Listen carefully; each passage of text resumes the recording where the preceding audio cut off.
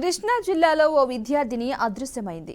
నాగవరపల్లిలోని లింగవరం రోడ్డులో ఉన్న సాంఘిక సంక్షేమ బాలికల వసతి గృహం నుంచి ఇంటర్ చదువుతున్న అశ్విని ప్రియదర్శిని రాత్రి నుంచి కనిపించడం లేదని హాస్టల్ యాజమాన్యం పోలీసులకు ఫిర్యాదు చేశారు. గుడివాడ డీఎస్సీ శ్రీకాంత్ తన సిబ్బందితో హాస్టల్కి చేరుకుని పరిశీలించారు.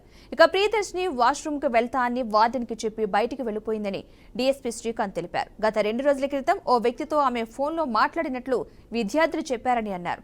హాస్టల్ వార్డెన్ విద్యార్థిని తల్లిదండ్రులకు సమాచారం ఇచ్చారని తెలిపారు. టెక్నాలజీ ఉపయోగించి విద్యార్థిని ఆచూకీని కనుగొంటామని డీఎస్పీ శ్రీకాంత్ తెలిపారు.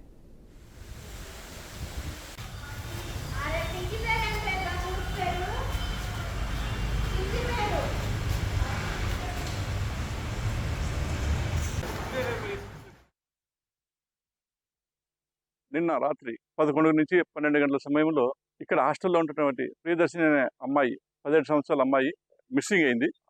సుమారు 10:30 ఆ ప్రాంతంలో వాష్రూమ్ కని చెప్పేసి వాచ్మెన్ పిలిచి వాచ్మెన్ కీస్ తీయగా వాష్రూమ్ పోయి అప్పటి నుంచి కనపడకుండా పోయిందనేసి మనకు ప్రాథమిక సమాచారం. ఆ అమ్మాయి 2 రోజుల ముందు ఒక వ్యక్తితో ఫోన్లో మాట్లాడినట్టుగా నిన్న వాళ్ళ అమ్మ నాయన పిలిపించి వార్డెన్ గారు విచారించినట్టుగా తెలిసింది.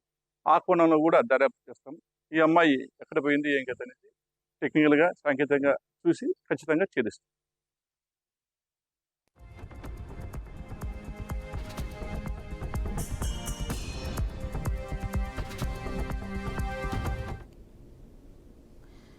హాస్టల్ నుంచి ఒక విద్యార్థిని అదృశ్యమైంది. కృష్ణా జిల్లా గుడివాడలో విద్యార్థిని అదృశ్యమైంది. ఇదే అంశానికి సంబంధించిన పూర్తి సమాచారాన్ని మా అమరావతి బ్యూరో చీఫ్ ఏడుకొండలు మరింత సమాచారం అందిస్తారు. ఏడుకొండలు, ఈ అంశానికి సంబంధించిన పూర్తి డీటెయిల్స్ ఏంటి?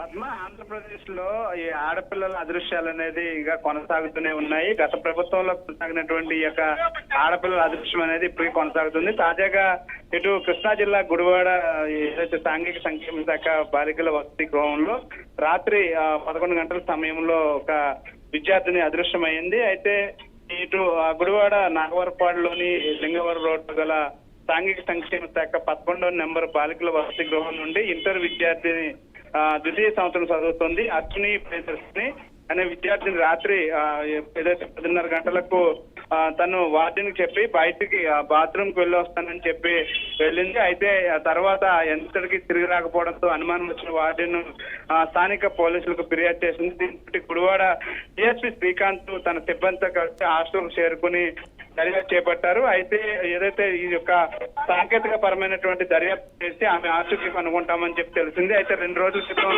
ఈ బాలిక ఒక వ్యక్తితో ఫోన్ లో మాట్లాడినట్టుగా కూడా గుర్తించినటువంటి పరిస్థితి. అయితే ఆ బాలిక అదృశ్యం వెనుక అసలు రహస్యాలు ఏంటనేది నీకు తెలుస్తామని చెప్తున్నారు. అయితే ఆ వసతి గృహం నుంచి ఒక బాలిక మిస్ అవడంతో ఇప్పుడు అక్కడ ఉండేటువంటి వారంతా ఆందోళన చెందుతున్నారు.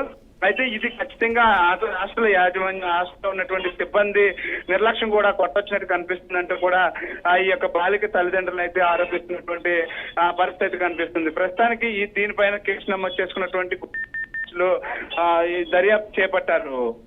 Right, thank you Yedukondalu.